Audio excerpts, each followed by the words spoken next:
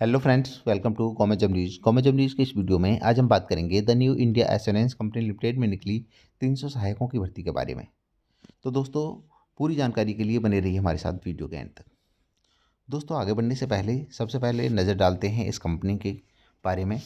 तो ये एक गवर्नमेंट ऑफ इंडिया अंडरटेकिंग है, यानी कि भारत सरकार का ही एक उपक्रम है और एक public sector general insurance leading company है।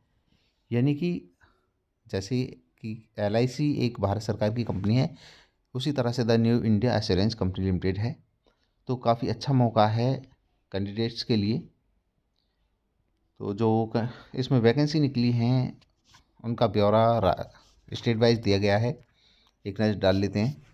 आंध्र प्रदेश में वैकेंसी हैं 6, असम में 8, चंडीगढ़ में 4 वैकेंसी हैं, छत्तीसगढ़ में हैं 10 वैकेंसी, और दिल्ली में है 23 वैकेंसी, गोवा में 1 और गुजरात में 24, हरियाणा में 3 और जम्मू कश्मीर में 3 हैं। कर्नाटक में 17 वैकेंसी हैं, केरला में 24 वैकेंसी हैं, मध्य प्रदेश में 9 वैकेंसी हैं और महाराष्ट्र में 81 वैकेंसी हैं। मिज़ोरम में 1 वैकेंसी है, ओडिशा में 8 वैकेंसी हैं, पंजाब में 7 वैकेंसी हैं और इसके अलावा राजस्थान में 5 वैकेंसी हैं, तमिलनाडु में 32 वैकेंसी हैं और तेलंगाना में 3 वैकेंसी हैं, उत्तर प्रदेश में 14 वैकेंसी हैं और उत्तराखंड में 5 वैकेंसी हैं और वेस्ट बंगाल में है 6 वैकेंसी। इस तरह से टोटल 300 वैकेंसी हैं इसमें। साथ ही दोस्तों, आप देख सकते हैं यहाँ पे हाँ, स्टेट वाइज लैंग्वेज का ऑप्शन दिया गया है। ये रीजनल लैंग्वेज है यहाँ की। जिस स्टेट में आपको अप्लाई करना है वहाँ की रीजनल लैंग्वेज आपको आनी चाहिए। जैसे अगर आंध्र प्रदेश के लिए आप अप्लाई कर रहे हैं तो तेलुगु लैंग्वेज आनी चाहिए, असम के लिए असमी आनी चाहिए, छत्तीसगढ़ के लिए हिंदी और पंजाबी आनी चाहिए, चंडीगढ़ के लिए छत्तीसगढ़ के लिए हिंदी आनी चाहिए, दिल्ली के लिए हिंदी है, गोवा के लिए कोंकणी है, गुजरात के लिए गुजराती, हरियाणा के लिए हिंदी, जम्मू कश्मीर के लिए हिंदी और उर्दू, कर्नाटक के लिए कन्नड़, केरला के लिए मलयालम, मध्य प्रदेश के लिए हिंदी, महाराष्ट्र के लिए मराठी, मिज़ोरम के लिए मिज़ो और उड़ीसा के लिए ओडिया, पंजाब के लिए पंजाबी, राजस्थान के लिए हिंदी और आगे है तमिलनाडु। तमिलनाडु के लिए तमिल, तेलंगाना के लिए तेलुगु, त्रिपुरा के लिए बंगाली, उत्तर प्रदेश के लिए हिंदी, उत्तराखंड के लिए हिंदी और वेस्ट बंगाल के लिए बंगाली। तो फ्रेंड्स, ये रीजनल लैंग्वेज हैं। जिस भी स्टेट में आप अप्लाई करना चाहते हैं वहाँ की रीजनल लैंग्वेज आपको आनी चाहिए, तभी आप इसमें अप्लाई कर पाएंगे, क्योंकि इसके लिए अलग से टेस्ट होना है।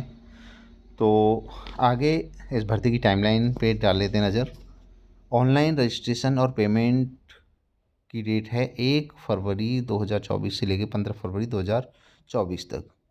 और टायर 1 का ऑनलाइन एग्जामिनेशन होना है प्री, ये होना है 2 मार्च 2024 को। टायर सेकंड का जो ऑनलाइन एग्ज़ाम होगा टू बी इंटीमेटेड लेटर, यानी कि इसकी तिथि बाद में घोषित की जाएगी।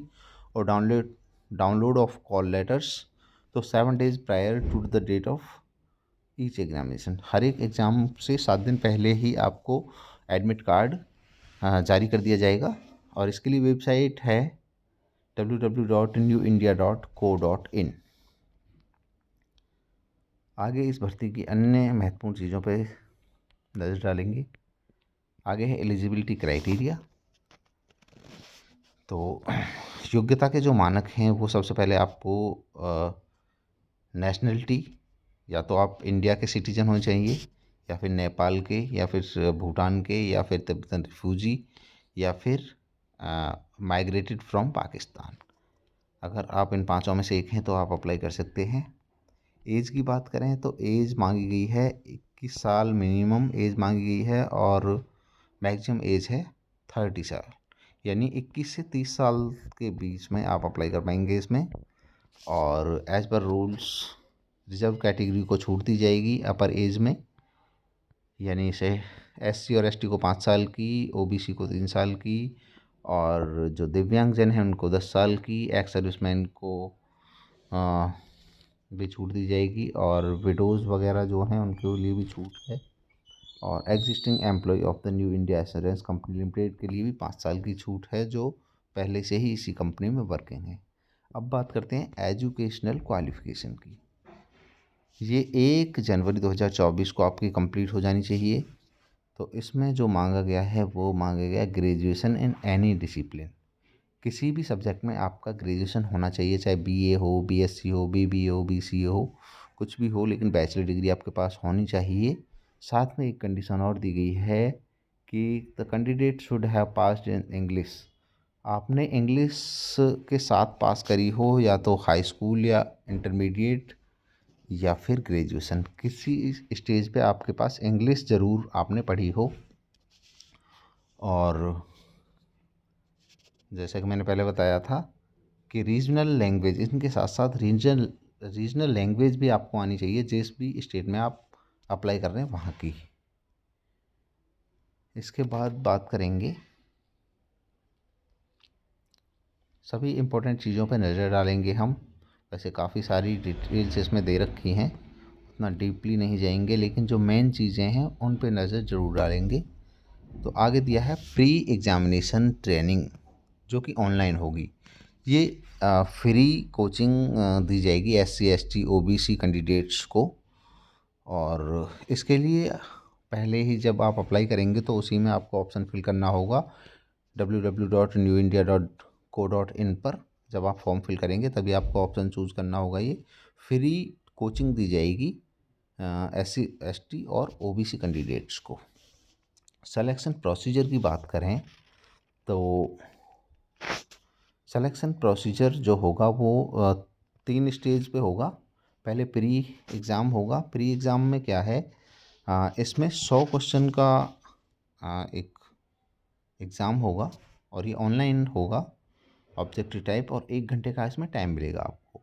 इसमें क्या पूछा जाएगा, test of English language 30 question होंगे 30 नंबर के। टेस्ट ऑफ रीजनिंग, इसमें भी 35 क्वेश्चन होंगे 35 नंबर के। टेस्ट ऑफ न्यूमेरिकल एबिलिटी, इसमें 35 क्वेश्चन होंगे 35 नंबर के। तो इस तरह से 100 नंबर का पेपर होगा, 100 क्वेश्चन होंगे इसमें, और 60 मिनट यानी कि 1 घंटे का टाइम दिया जाएगा। मीडियम की बात करें तो इंग्लिश का जो पेपर होगा वो केवल इंग्लिश में होगा, और रीजनिंग और मैथ्स दोनों में होंगे, इंग्लिश में और हिंदी में। अब बात आती है जो मेन एग्ज़ामिनेशन होगा ऑनलाइन ऑब्जेक्टिव टाइप, जो टायर सेकंड एग्ज़ाम होगा टाइप का, टायर सेकंड। तो ये होगा 2 घंटे इसमें टाइम मिलेगा आपको, और 250 क्वेश्चन होंगे, 250 नंबर का होगा मतलब ये। और इसमें सिलेबस की बात करें तो test of English language 40 question होंगे 50 नंबर के। टेस्ट ऑफ रीजनिंग 40 क्वेश्चन होंगे 50 नंबर के ये भी, और यानी कि हर सेक्शन में 40-40 क्वेश्चन होंगे 50 नंबर के होंगे ये। Test of numerical ability, computer language, और टेस्ट ऑफ जनरल अवेयरनेस यानी GK GS वगैरह पूछा जाएगा। तो 200 क्वेश्चन होंगे और 250 इसमें मैक्सिमम मार्क्स होंगे। आगे कंडीशंस दी गई हैं, कुछ नोट्स दिए गए हैं कि each candidate will be required obtain a minimum total score.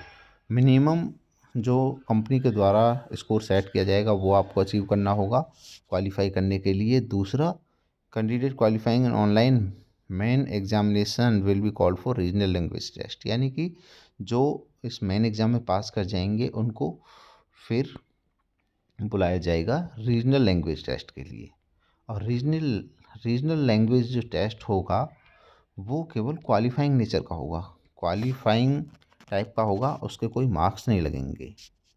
आप देख सकते हैं the regional language test will be qualifying nature only, no score will be allotted for the same. इसके लिए कोई स्कोर नहीं मिलेगा आपको, केवल क्वालिफाई करना होगा। और आगे दिया गया है list of document to be produce at the time of regional language test. Regional language जब टेस्ट होगा आपका तो आपको ये नीचे दिए गए डॉक्यूमेंट्स पेश करने होंगे। इसमें क्या करना होगा, number 1 print out of the valid call letter regional language test का। दूसरा, valid system generated online application जो आप भरोगे वो आपको ले जाना पड़ेगा print. Proof of date of birth ले जाना होगा, यानी हाई स्कूल वगैरह की मार्कशीट ले जानी होगी। Original and photocopy of photo identity, ID card का फ़ोटो ले जाना होगा, मतलब ID कार्ड ले जाना होगा आपको, आधार कार्ड वगैरह। और मार्कशीट एंड सर्टिफिकेट्स आपको ले जाने पड़ेंगे ओरिजिनल। और कास्ट सर्टिफिकेट अगर आप किसी कास्ट से अप्लाई कर रहे हैं तो। और इसके अलावा अब बात आती है एग्जामिनेशन सेंटर्स की। एग्जामिनेशन सेंटर्स दिए गए हैं सभी राज्यों में अलग अलग दिए गए हैं। प्री के अलग हैं, मेंस के अलग हैं। आप यहाँ से इन्हें देख सकते हैं और अपनी सुविधा के अनुसार भर सकते हैं। आगे एप्लीकेशन फ़ीस है SC ST और डिसेबल्ड कैंडिडेट के लिए 100 रुपये और all other than SC ST मतलब SC ST और दिव्यांग जिनको छोड़ के बाकी सबको 850 रुपये फ़ीस जमा करनी है। अब बात आती है हाउ टू अप्लाई आपको कैसे करना है। तो इसके लिए आपको एप्लीकेशन रजिस्ट्रेशन करना है, फिर पेमेंट भरना है और स्कैन और अपलोड करना है photograph, signature, left hand thumb impression और हैंड रिटन डिक्लेरेशन, ये आपको करना है। इसके लिए जैसे कि वेबसाइट हम आपको बता चुके हैं कि thenewindia.co.in पे आपको जाके यहाँ पे अप्लाई ऑनलाइन में करना होगा। Click here for new registration मिलेगा आपको और बाकी सारी डिटेल भर के सेव एंड नेक्स्ट कर देना है। फिर आपको फ़ीस वगैरह सबमिट कर डिपॉजिट करके फाइनल सबमिट कर देना है। फिर वैलिडेट करना है उसे और इसमें बताया गया है कि किस तरह से आप भरेंगे, किस तरह से डॉक्यूमेंट्स को अपलोड करेंगे और जो भी इम्पोर्टेंट चीज़ें हैं उनके बारे में डिस्कस करेंगे। प्रोबेशन पीरियड, अब नेक्स्ट इम्पोर्टेंट चीज़ है प्रोबेशन पीरियड। आप जब इसमें ज्वाइन करेंगे तो आपको 6 महीने के प्रोबेशन पीरियड पर रखा जाएगा। और अगर आप प्रोबेशन पीरियड का मतलब है कि आपको 6 महीने तक अस्थायी रूप से रखा जाएगा और अगर आप 6 महीने का प्रोबेशन पीरियड पूरा कर लेते हैं सक्सेसफुली तो आपको परमानेंट कर दिया जाएगा। लेकिन अगर आप इसको सक्सेसफुली कंप्लीट नहीं कर पाते हैं तो प्रोबेशन पीरियड बढ़ाया जा सकता है।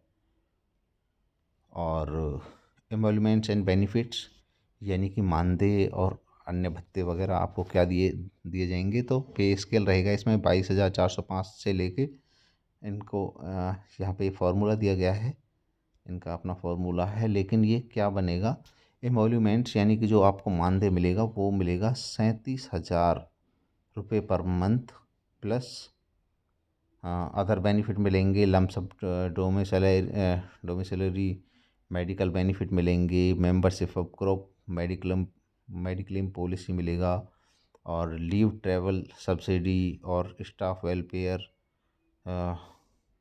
तो इस तरह से कई आपको इसमें भत्ते वगैरह मिलेंगे, इंसेंटिव वगैरह मिलेंगे। तो काफ़ी अट्रैक्टिव सैलरी आपकी बनेगी इसमें। और तो फ्रेंड्स आप देख सकते हैं कि इसमें लगभग सभी सारी इम्पोर्टेंट चीज़ें हैं आपके साथ हमने डिस्कस की। अगर अभी भी कोई डाउट हो इस भर्ती से रिलेटेड तो आप हमें कमेंट करके पूछ सकते हैं। और अगर आप इसमें अप्लाई करना चाहते हैं तो हम इसमें अप्लाई करने के लिए लिंक आपको वीडियो के डिस्क्रिप्शन में साथ ही कमेंट बॉक्स में दे देंगे।